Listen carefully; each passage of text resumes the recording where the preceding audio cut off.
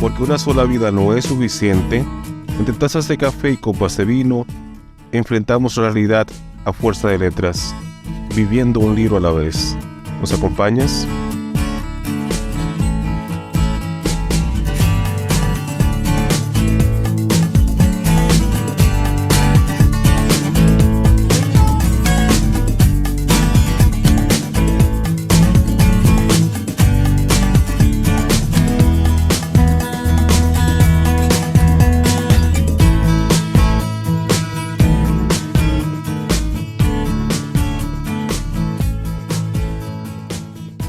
Conversamos con José Miguel Cruz sobre su libro La Noche de la Conjura y otros cuentos.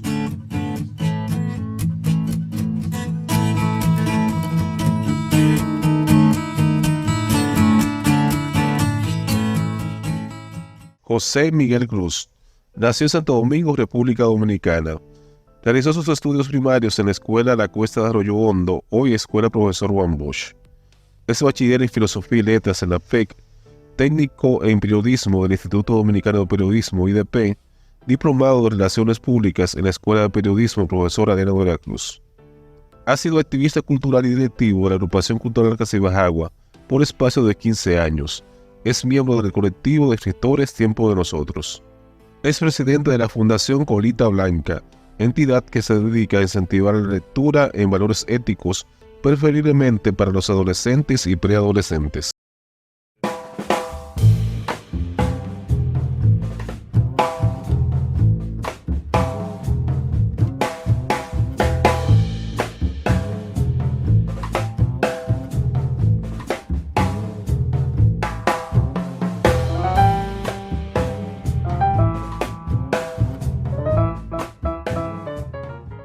En algún lugar de Villamella. La cuaresma llegó aquella tarde a la finca con la misma intensidad del año anterior. Soplaba una brisa suavemente fría que agitaba el follaje de un tupido cafetal que el atardecer pintó de bronce. La luna trepó por aquel cielo ancho y profundo sobre una inmensa llanura que no conocía límites. Se hundía lentamente a la sombra de una noche de ébano, donde murieron los últimos reflejos del ocaso. Sentado en una banqueta, Simeón seguía recostado al rancho que servía de almacén y de dormitorio a los peones. Vigilante y caprichoso, siempre celoso de sus deberes, el sueño esta vez no le pudo vencer. Todo el tiempo que tenía en la finca, nunca había sentido como ahora el peso y misericordia de la soledad. Los jornaleros se habían marchado a sus hogares para pasar junto a sus familias los días de recogimiento que aconseja la celebración de la Semana Santa. El bullicio de los días de jornada se había quedado redoblando en cada herramienta de trabajo, apilados en algún rincón de la enramada, mientras él, con la mirada fija en el fondo de la noche, llegó a pensar que el tiempo se había detenido en aquellos montes y que una enorme acuarela suspendida en el espacio le ofrecía el encanto del paisaje. Un chirrido de lechuza estremeció la noche de repente. El grito metálico retumbó en cada piedra, en cada árbol y en cada centímetro del terreno. El nocturno animal pasó en vuelo rasante bajo la luz de la luna, proyectando en toda la llanura la sombra de su mal agüero.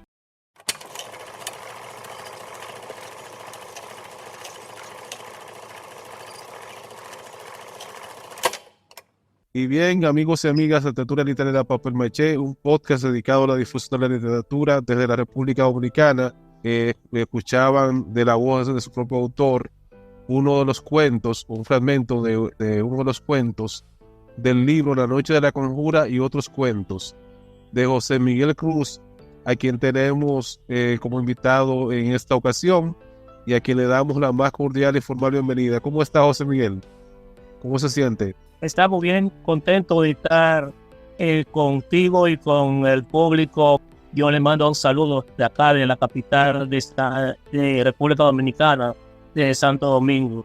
Pues bien, José Miguel, vamos a iniciar con una pregunta que siempre le hacemos a los invitados que vienen por primera vez al podcast, que es ¿cómo fueron sus inicios en la literatura, en la creación literaria, y cuáles han sido los principales hitos de esa trayectoria literaria suya? Bueno, los inicios de un servidor en el mundo de la literatura tiene lugar cuando en el bachillerato, que estudiaba en un liceo nocturno llamado La Cuesta de Arroyo Hondo, y ahí fue un profesor con mucha inquietud literaria y cultural a dirigir ese liceo, el profesor Higinio Báez, y inmediatamente comenzó con la lectura de algunas obras, y para que los estudiantes la comentemos, y comenzó a incentivarnos para que hagamos algunos cuadros, narremos alguna historia con intención literaria, ¿verdad? Y ahí dimos nuestro primer paso, porque también se hicieron intercambios con otro liceo de otro barrio, y ahí fue donde inicié, para luego pasar al área que aquí se conoce como la Ciudad Colonial, en Casa de Teatro. El escritor Víctor Villegas dirigía un grupo cultural que se llamaba Casi Bajagua. Ahí yo me integré y ahí publiqué mi primera obra. Fue un poemario llamado Sombras del Encanto, y escribí y publiqué también Colita Blanca, que es un cuento para niños. De ahí hemos seguido haciendo alguno que otro trabajo en poemas y cuentos para niños, hasta que finalmente hemos hecho cuentos para adultos, y es el caso de La Noche de la Cordura. Dentro del oído también está una medalla que me acaba de entregar la librería multitécnica al mérito de la creación artística. Lo otro es trabajo y mucha recopilación de datos, y me encuentro, a pesar de tener 20 y tantos años, me encuentro que estamos en el punto de mi carrera, que si Dios quiere va a ser algo más larga que lo que tenemos. José Miguel, ¿cuáles usted puede citar como sus mayores influencias dentro de la narrativa que usted escribe? O sea, ¿cuáles han sido los autores, tanto nacionales como extranjeros, que le han podido influir? El profesor Juan Bosch, sin lugar a dudas, el profesor Juan Bosch es de la persona que yo tengo mayor influencia. Es más, he leído y siempre admiré toda una experiencia, porque leí un cuento que se llama Los Siete Ahorcados, de un escritor ruso. Ese describía los momentos, yo creía en verdad era algo insuperable. Luego me cayó en la mano un cuento que se llama Maravilla, de Juan Bosch, y resultó sencillamente algo insuperable en ese sentido. Juan Bosch es la persona que más me ha influenciado, para terminar, para responder tu pregunta, precisamente porque cuando admiro y he admirado en la destreza de escritores foráneos, Juan Bosch no me deja nada que pedir. José Miguel, lo mágico religioso está muy presente en este libro. Es frecuente en la narrativa dominicana actual, y en su caso particular, ¿cómo surge su interés por el tema mágico religioso? Mira, la pregunta es bastante puntual, pero permítame decir que lo mágico religioso está en la simiente de la literatura occidental, que es la literatura nuestra. Porque la literatura que nace con Homero y nace en la Ilíada, vemos cómo desde los primeros momentos que partió la flota griega hasta la toma de Troya, Los acontecimientos son manejados por los dioses, por semidioses. En contraparte tenemos a un ser humano que es Ulises. Entonces, la literatura nace con los mágicos religiosos. Lo que pasa es que ocasionalmente se va moviendo, pero además en nuestros países pobres, el individuo acude con mucha frecuencia a lo mágico, a lo religioso, para poder cubrir sus necesidades. Y como tú sabes, los escritores lo que hacemos es que recogemos la necesidad y las aspiraciones de los pueblos y las manejamos literariamente y hacemos estas obras. La narrativa mágico-religiosa es el último fenómeno literario en la República Dominicana, después de los fenómenos que hemos tenido, de esa inclinación que han tenido los escritores. Aquí yo tengo un título, y el libro se llama Gandé, de Mónica Llanos. Tengo El Ojo del Hechizo, de 2014. Tengo El Despertar de Ogún. El año pasado se editaron cerca de 30 libros por la temática mágico-religiosa, incluso en el título, porque La Noche de la Conjura no remite necesariamente, pero el título de Ogún, de El Ojo del Hechizo, de Gandé, es una intención totalmente expresa. Y la mágico-religiosidad en la literatura es un fenómeno de 3 o 4 años para acá. ¿Y a qué se debe esa tendencia, según usted? Lo que pasa es que el escritor dominicano se ha quitado una serie de tabú que le limitaba. Porque fíjate, el profesor Juan Bosch tiene tema mágico religioso. Hay un cuento que te lo recomiendo si no lo has leído, se llama El Socio. Eso es mágico religiosidad. El atreverse a dar títulos como Gandé, como El Ojo del Hechizo, como El Despertar de Ogún, es producto de que el escritor dominicano nos hemos dispuesto a enfrentar toda esa resistencia que alguna élite, hay que decirlo como es, la élite dominicana se resiste porque liga la mágico-religiosidad, lo liga a la herencia africana, y lo dice Dagoberto Tejeda. Sí. Se tiene miedo de expresarse. ¿Por qué? Porque un tema que se liga a la herencia africana en un país donde se ha querido presentar la herencia africana como que la herencia africana para llegar a Santo Domingo ha pasado por Haití y cosas como esa, cuando Haití existió último, te adelanto, bajo la dirección y el liderazgo del 2014, estamos confeccionando la primera antología de cuentos mágicos religiosos, que no la conozco a nivel de Hispanoamérica. Y nosotros estamos precisamente en desafío total. El arte de desafío, la literatura siempre ha desafiado las élites. José Miguel, mientras usted me respondía, yo recordé que un cuento de Juan Bosch, el resguardo, va en esa línea. Uh-huh. Yo recuerdo que incluso en la secundaria, en el liceo donde yo estudié, lo dramatizamos ese cuento. Eso es en cuanto a Juan Bosch. En cuanto a Sócrates Nolasco, tiene un cuento que se llama El Diablo Ronda en los Guayacán, que es totalmente mágico religioso. Tiene La Muerte de Jubí, es otro cuento que se desarrolla en medio de una santería y una cosa. Mira, aquí hay un poema que se llama Yelidad, que ese es uno de los mejores poemas que se ha escrito. ¿Y por qué Yelidad no ha sido? Incluso debió ser hecho varias películas, pero no, porque Yelidad se da en un ambiente fuera de lo que es la tradición educativa, se da en un baté, en un ambiente de azúcar, de caña, y además se desarrolla, gran parte se desarrolla fuera de la República Dominicana. Y bueno, pero ya eso es historia patria. Ya nosotros, no nosotros lo que estamos haciendo en literatura mágica religiosa, sino los escritores en sentido general ya hemos rebasado esa etapa y nos encontramos con libertad para escribir los temas. Imagínate, un escritor que escriba y que su obra no se vayan a difundir, mejor hace otra cosa.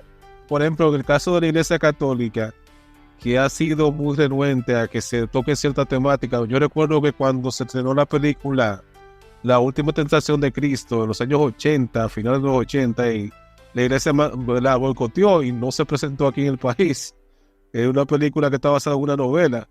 O sea, cuando la iglesia entiende como que afecta su dogma, se siente amenazada y lo prohíbe, pero yo siempre veo como algo contraproducente coartar la libertad del escritor o censurar para que no toque ciertos temas, porque eso es lo que al final hace que la obra se conozca más, la gente se interesa en conocerla, porque lo prohibido llama la atención. O sea, no sé hasta qué punto eso sea efectivo de que censurar.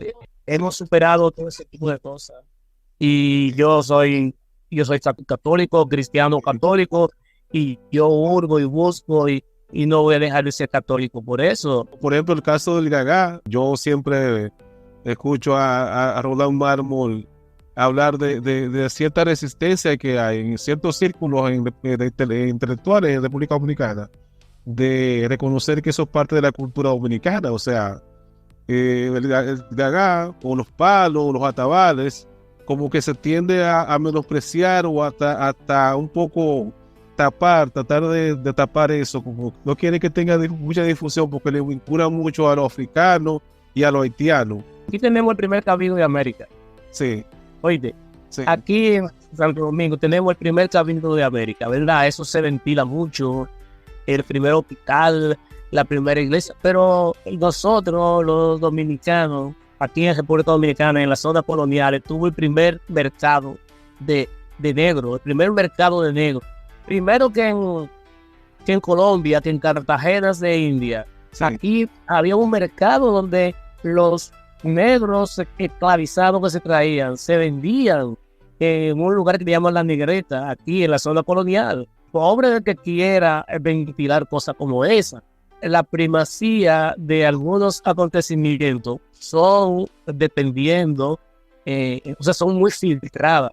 Te digo que los pueblos van superando eso según va pasando el tiempo y son de las cosas que se están desmontando, tanto en República Dominicana, bueno, más en República Dominicana que en otros países son más consecuentes con ese tipo de...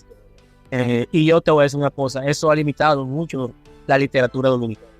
Me da mucha pena tener que escuchar que fuera de aquí la literatura dominicana no tiene ningún revuelo. Si tú de alguna manera cercenas o mutilas esa parte de la identidad cultural de un pueblo, como el de la República Dominicana, que es un pueblo mulato, aunque haya la tendencia a quererlo blanquear, porque hay una parte de la intelectualidad, incluso del siglo XIX, que era pro-española, o sea, que trataba como de resaltar más la herencia española y menospreciar la herencia africana que está ahí, y no se puede negar.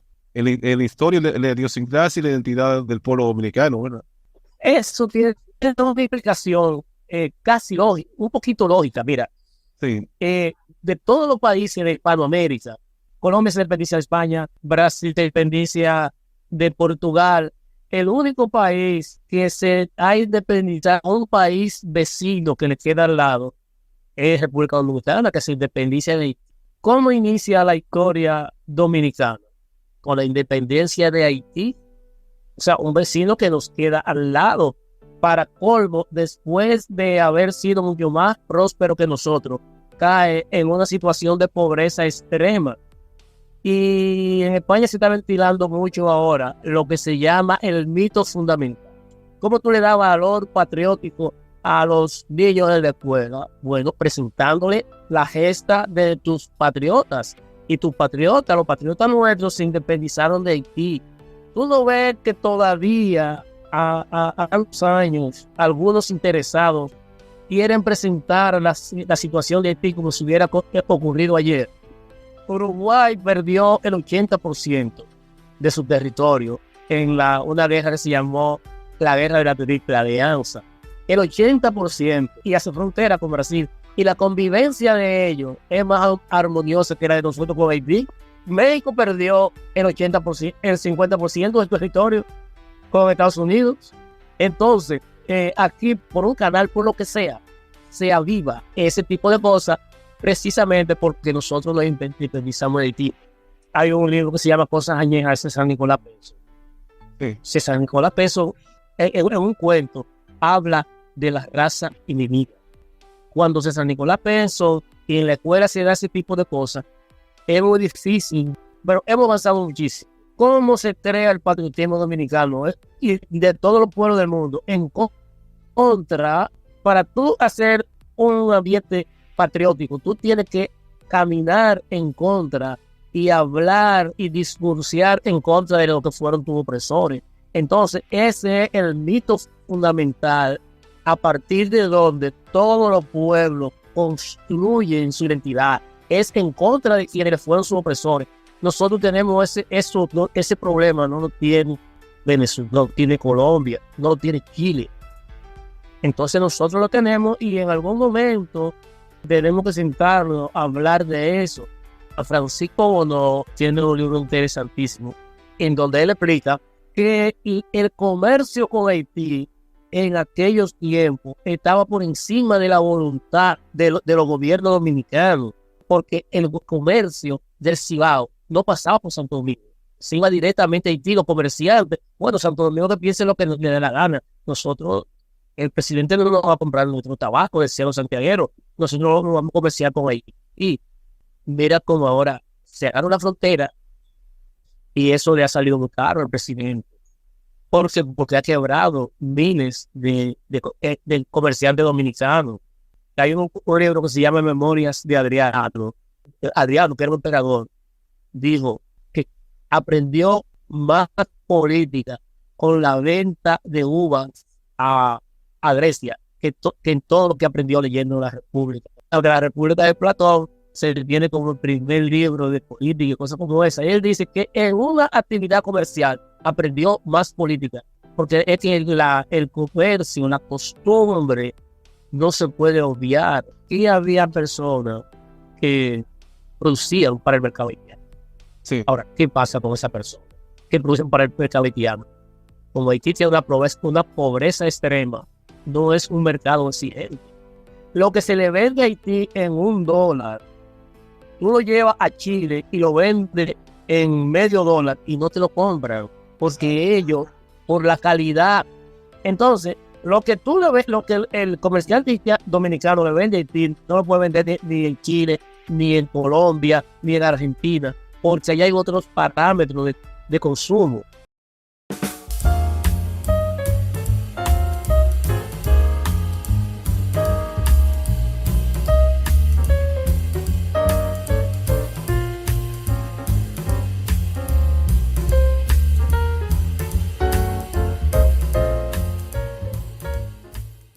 Río Verde, Godoy, levántate, anda que nos coge el día.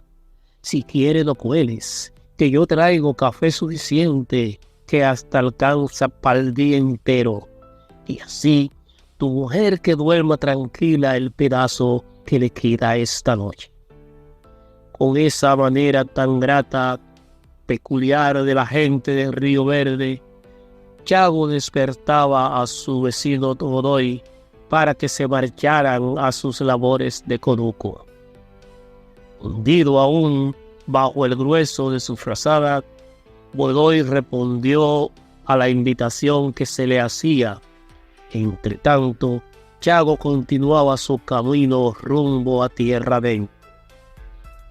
Doblado bajo el peso de la herramienta, se abría pasos en medio de una espesa neblina que se descolgaba desde lo alto del Santo Cerro y se extendía como un manto blanco sobre todo el valle de la Vega Real.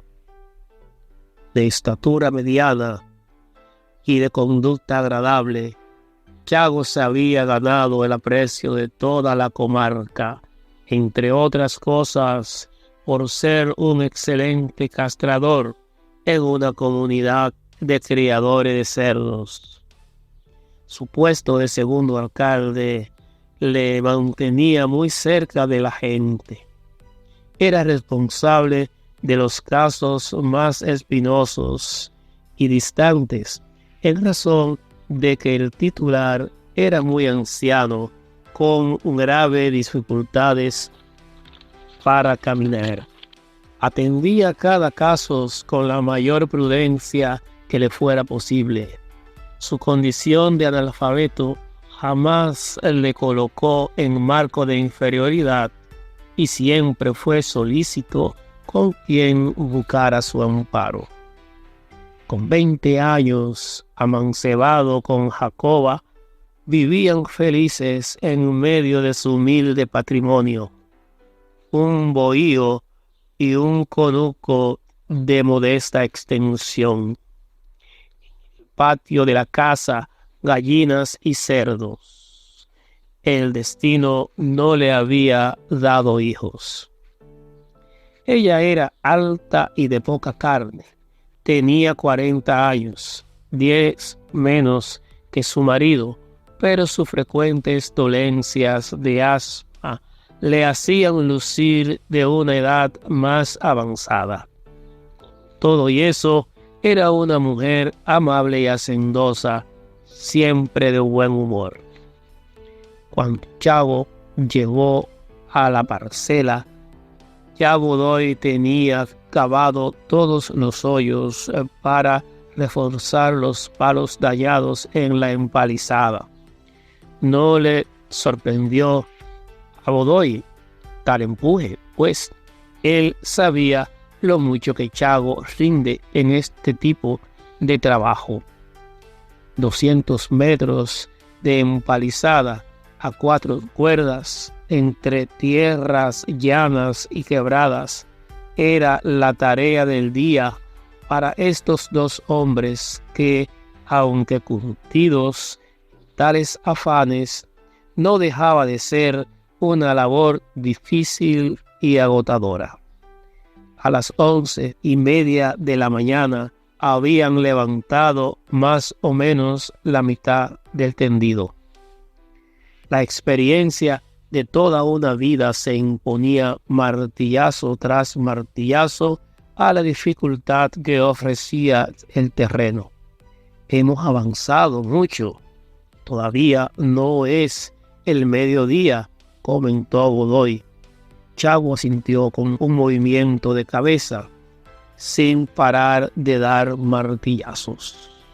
Descansemos, volvió a decir Godoy, mientras se recostaba al tronco de una mata de mango para darse una fumadita de cachimbo.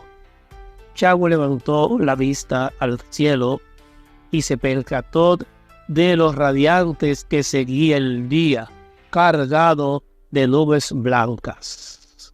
Era obvio que el tiempo estaba óptimo para el trabajo de campo.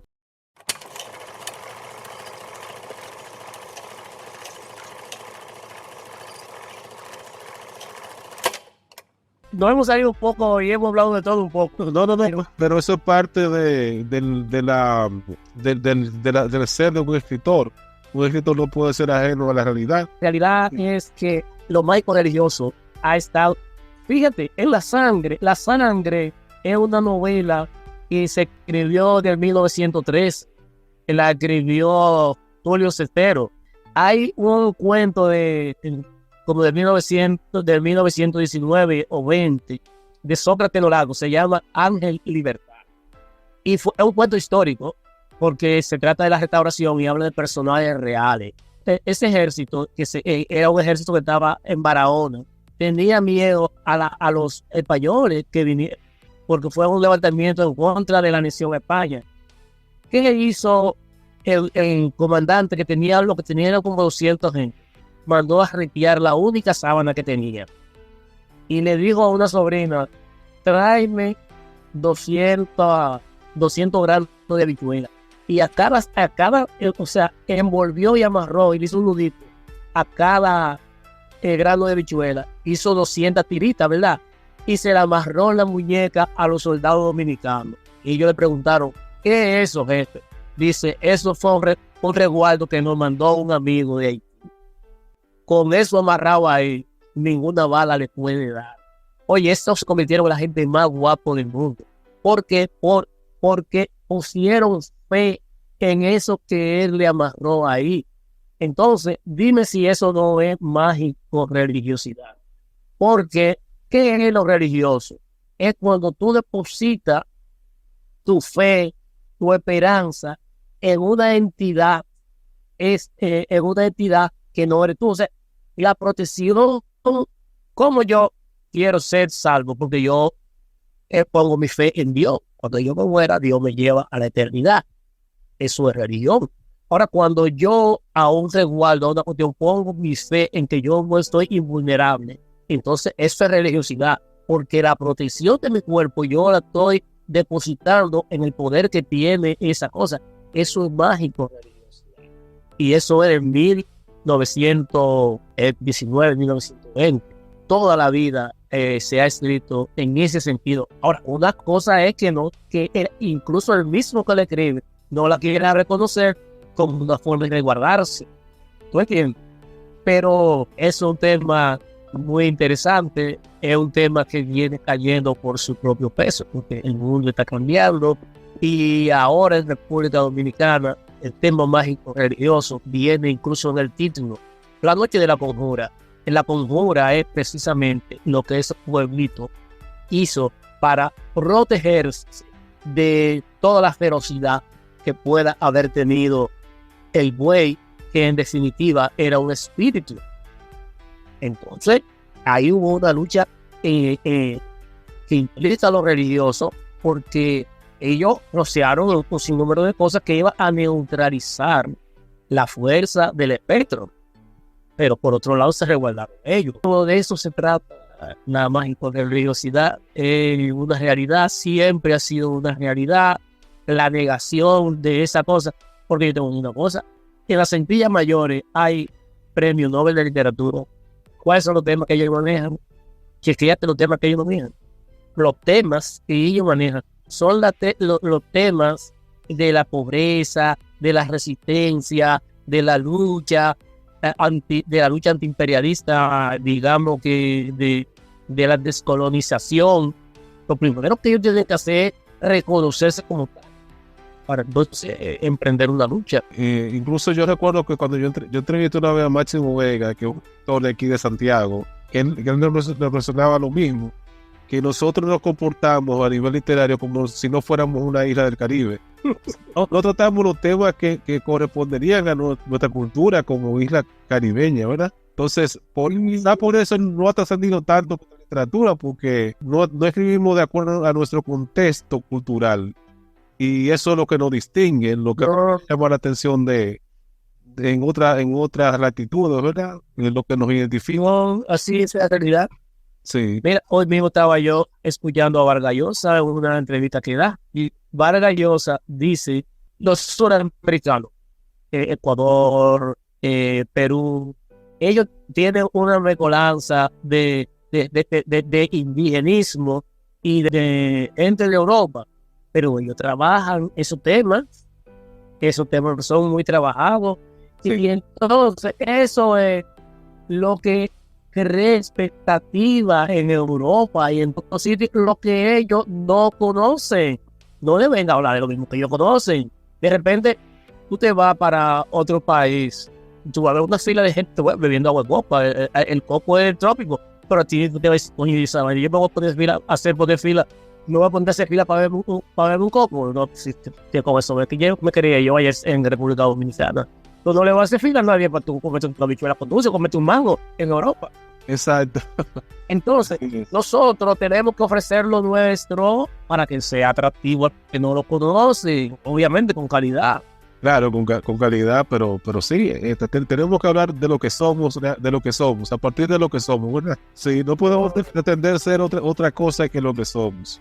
Tú conoces de los proyectos que tenemos con Luis Emil, ¿verdad? Y con sí, vamos a hablar de eso. Precisamente la última pregunta que te voy a hacer es, con relación a la Fundación Colita Blanca, ¿qué tipo de trabajo ustedes hacen? Veo que promueven el hábito de lectura entre los más jóvenes. ¿Cuál ha sido la experiencia de ustedes trabajando en esa fundación? Nosotros hemos dado muchos talleres en Colita Blanca. porque sobre todo es literatura para niños, no literatura infantil. Lo infantil es una población que no consume literatura. ¿Ves? Ese término es para una población de 6 años hacia abajo. Sí. Pero la literatura que hacemos y lo que promovemos se hace ilustrado para que puedan tener la oportunidad los niños en sus inicios en la escuela de ir coloreando. Es de lo primero, de la primera cosa que en la Fundación Bolita Blanca hemos querido significar. Historia infantiles con animalitos que ellos conozcan, que les sean familiar, con la gallina, con el burro, con los pavos, para que puedan sentirse en contexto. En ese cuento hay cotorra. Entonces, el niño lo lee, se siente en contexto, y además, y yo pienso, tal vez algún psicólogo me orientará, que eso de presentarle ese ambiente foráneo a los niños le invita a muy temprana edad a querer y apreciar lo extranjero. Mira, aquí yo no he leído el primer cuento para niños que se ha hecho en La Vega, por ejemplo. Aquí hay una historia de que la ciudad vieja de La Vega se hundió. Bueno, eso es un tema para hacer una literatura para niños. Una literatura que se desarrolla en suelo dominicano, en un ambiente dominicano. Aquí en Barahona hay un polo que supuestamente los metales lo van hacia arriba. No he encontrado el primer cuento ni la primera novela que se haya situado en ese fenómeno. Sí, eso se hubiera dado en Colombia, pero hace rato que García Márquez hubiera hecho tantas obras ahí. Hemos desaprovechado los ambientes que, como tú dices, qué mejor lugar para ambientar una historia que cualquiera de nuestros paisajes, nuestros campos, nuestras montañas, qué sé yo.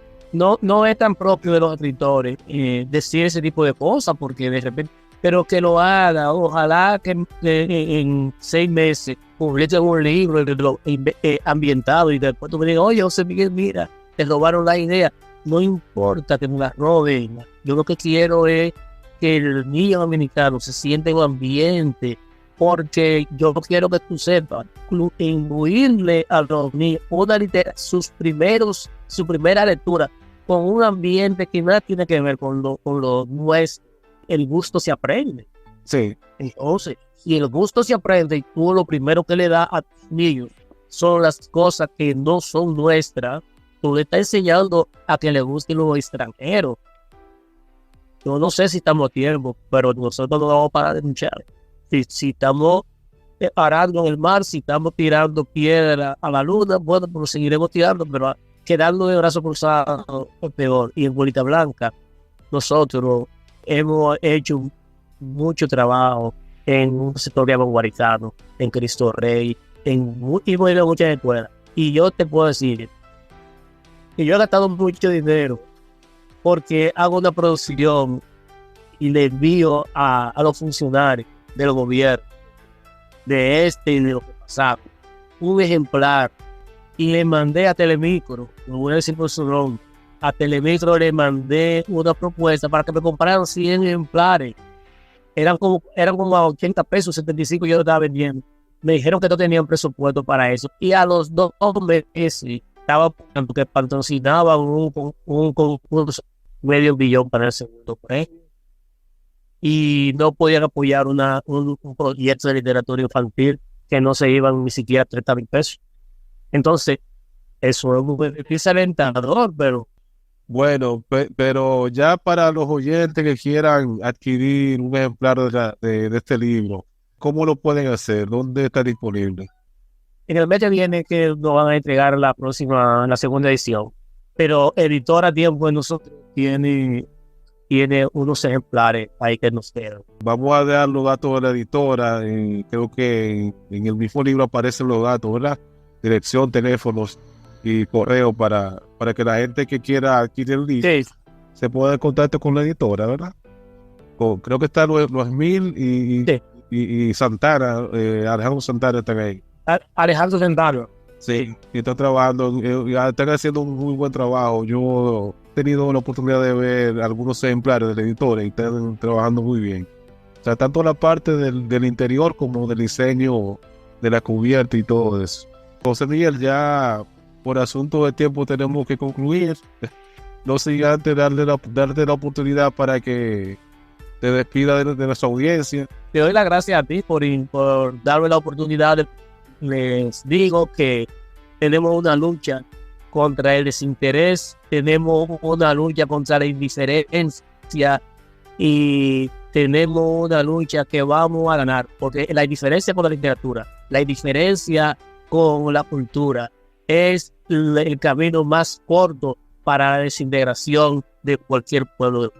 Te reitero las gracias, José Miguel, y las puertas seguirán abiertas para tenerte por aquí en cualquier otro momento. Ok.